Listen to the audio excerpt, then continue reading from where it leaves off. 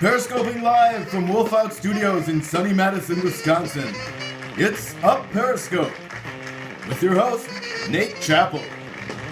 Tonight's guest is scientist of note, Dr. Karl Soddentrauser, and a very special Grapedance. But now, the man who dances like everyone's watching, Nate Chappell. Yes, hello, my kitties and Johnnies. Where are my Johnnies at? Welcome to episode Violet of Up Periscope. We are, of course, broadcasting live from my studio dining room from my iPhone via the Periscope application. Periscope.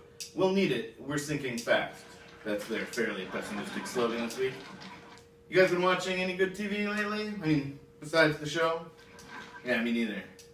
There's almost too much out right now, you know? Like, I remember coming home after school watching Growing Pains and Full House, and then even Mama's Family because it was on. Now I'd just be sitting from 4 to 6 scrolling through thousands of options. That's what I do now, you know? What are you doing? Watching Netflix. What are you watching? Netflix.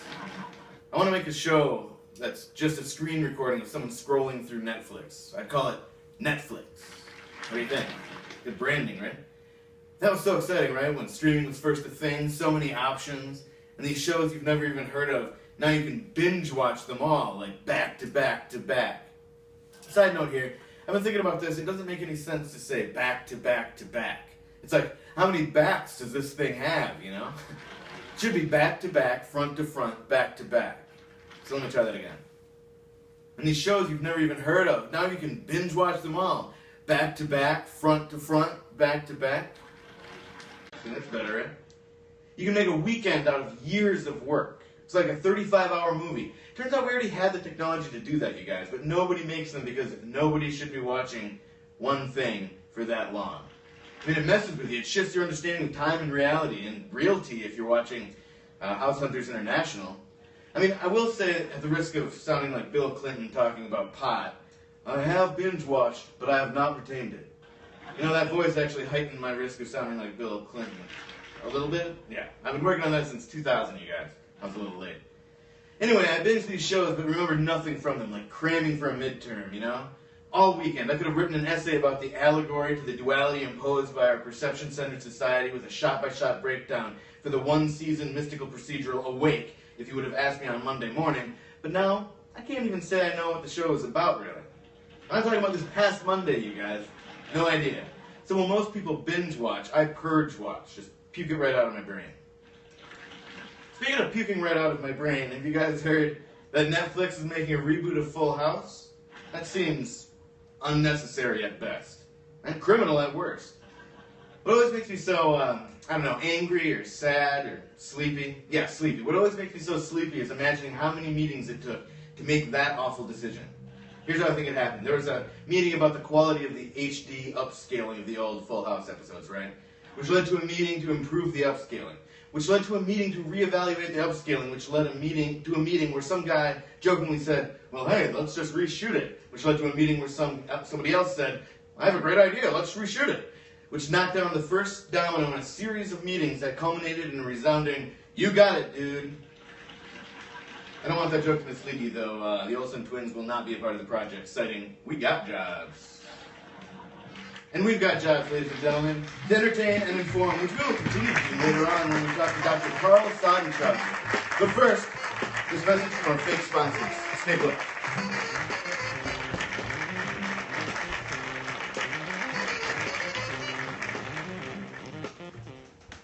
There's always going to be something to be scared of.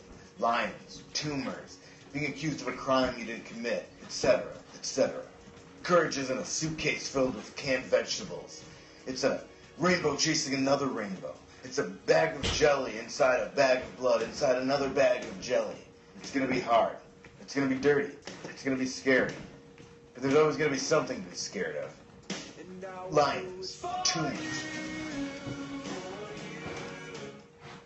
Let's vote. Lou, you're up. Abby, I'll promise you right here, right now, that I will stay loyal.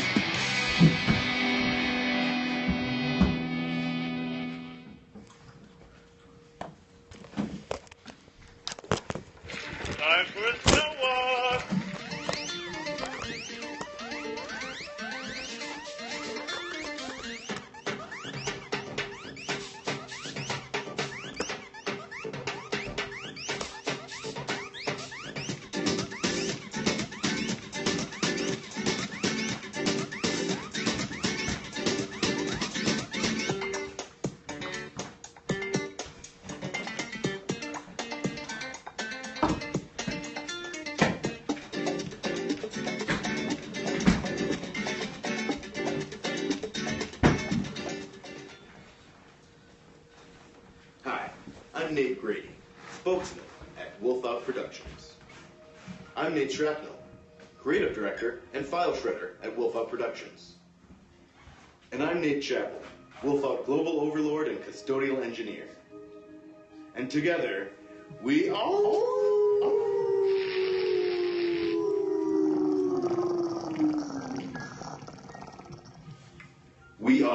Wolfart Productions. Sorry, Shredder. I'll get it. Wolfart.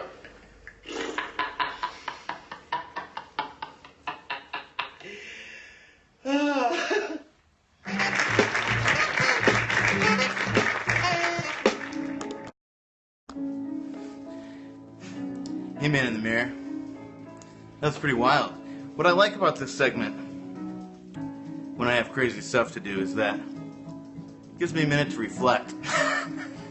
Oh, God, I love making that joke. I'll always make that joke, buddy. I'm tugging in my shirt here. I don't want you guys to think anything weird, okay? But I'm using this as an actual mirror right now, which usually it's more of a metaphor, you know what I mean?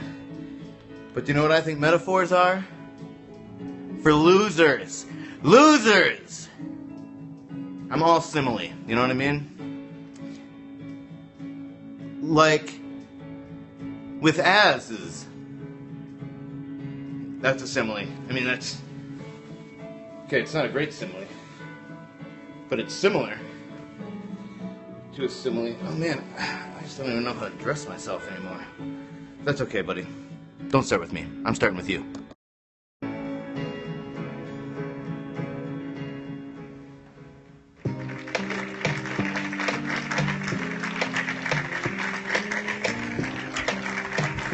Ladies and gentlemen, we are extremely #blessed to be joined tonight via the Scorp application, all the way from his lab in Antarctica. Scientist of note, Dr. Karl Soddentrauser.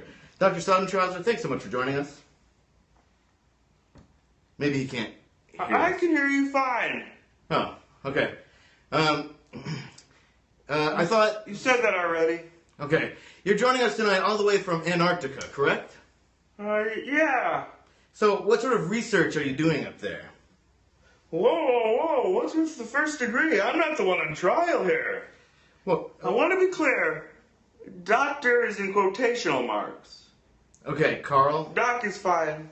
So, Doc, maybe the connection is bad, but what are you working on in Antarctica? We are studying ice and its native habitat to observe and, well, measure its natural resting temperature. The temperature of ice. That's right. I bet it's below 32 degrees. Fahrenheit? Yeah, 0 centigrade, right? Yeah, right. Doc, what is the biggest danger facing our planet? Wow, tough question right out of the gate. Yeah. The problem with your question, Norm, is that it makes a couple of key assumptions. And studies have shown that assumptions make an ass out of you and emotions. The first of these assumptions, of course, is that danger takes up physical space and that could therefore be bigger than any other danger. Okay, I guess I was just asking... And the second is that the planet is our planet. It's not my planet, I'll tell you that much. Can you imagine the property taxes? Okay, what is the most pressing danger facing the planet Earth? Justin Bieber. I think it's Justin Bieber. Well, let's see your doctorate. Let's see yours. I guess he's frozen. Gotcha. Good one. So, hey, I just saw The Martian. I was wondering, is the science right? Do the numbers check out? I'm very glad that you asked me that, Nick. The film is dead on. Matt Damon delivers an inspiring performance as Mark Watney, an astronaut left behind on the red planet and presumed dead. He uses his botany background to grow potatoes and his engineering know-how to repurpose the old Mars rover for what I would call a rove trip. But The Martian is not only an exploration of Mars, it is in fact an exploration of the resiliency of mankind, the value of knowledge, and the ingenuity of modern man. Like The Bourne Supremacy meets Good William Hunting, as far as I'm concerned, the numbers do check out. Nick? That was just a movie review, Carl. I guess I was asking you as a scientist. Wait, you're a scientist?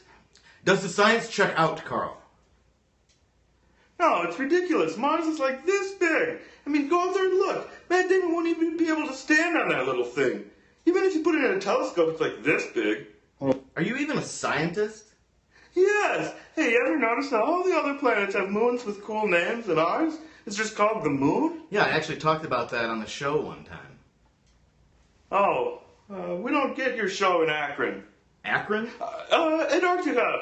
Are you just a movie blogger in Akron, Ohio? Well, Okay, I'm sorry about this, folks. I probably should have vetted this guy a little better. I read his research on the Temple of Doom, and it seemed like he really knew his stuff, so... Well, that alarm does mean that it's time for the end of the guest segment, which means we're moving on to the game segment. Since we're solo in the studio today, we're going to play VHS Domino Rally. Rally. What that is, in case you guys don't know, which frankly you should, here's a grape. What you should know is, what it is, we take old VHS tapes, my old VHS collection, we set them up like dominoes, and then we knock them down. Does that sound good? Johnny, does that sound good to you? That sounds fantastic. Oh, good. Here's Spot. Spot's just hanging out today. So we got Article 99, Ray Liotta and Kiefer. Fast Times, Blazing Saddles, Breakfast at Tiffany's. This is quite an eclectic collection, you guys. 48 Hours, a classic.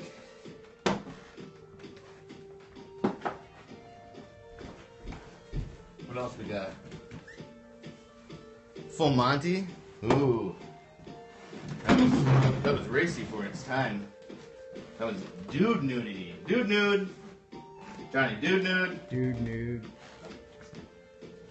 He's out. Boogie Nights. That was a game changer. Back in the day. Oh, here's a goodie. Oh no. You dropped it. It's Freaked. Alex Winter, that's Bill of Bill and Ted's, is the lead.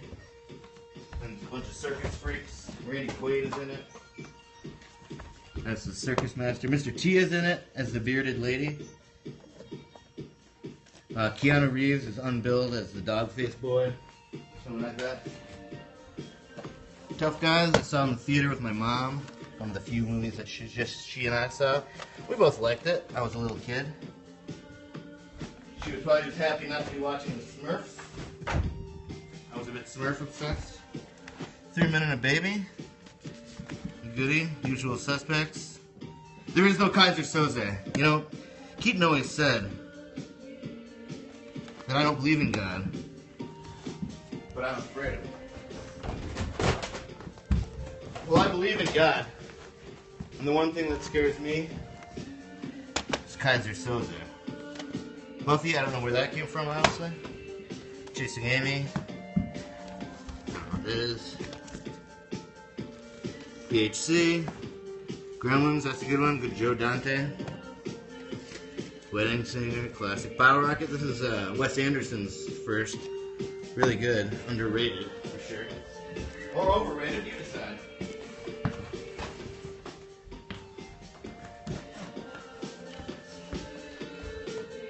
Ace Ventura, Alice's Restaurant.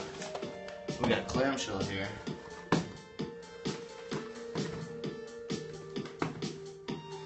Just got 30 seconds left. Ooh, Burbs. You guys ever see Burbs? Fantastic movie. If you haven't seen it, watch it. I think it's on Netflix. Calendar Girl, Angus. ACH2, PHC, I mean, Golden Child, Fargo, Tribute to... Oh, that's the time. Time to knock him down. You ready?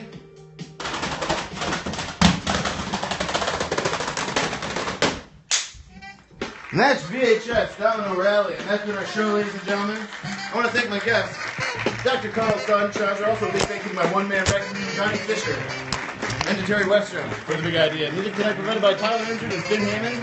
And of course, very special thanks to the guy upstairs for not making too much noise when we recorded this. You guys are the best. Well, the second best, because we're the best. So tell everybody, would you? Sharing is caring. Retweeting is not defeating. We're at Wolf Out TV, okay? Wolfhog.tv. We got a new show coming out next week. It's a hearty vegetable, vegetarian home cooking with Viv Chapel, our very own Viv Chapel. She's awesome. She's my wife. She's bulky, etc., etc. And it's her birthday. And it's Halloween and it's bonkers. Episode Wolf. Enjoy every minute out there, guys. And as always, be excellent to each other, huh?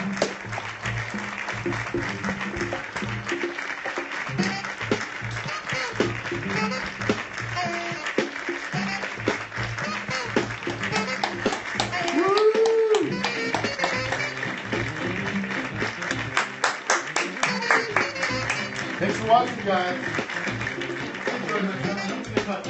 So, wolf out, huh? Wolf up, wolf it, whatever you do.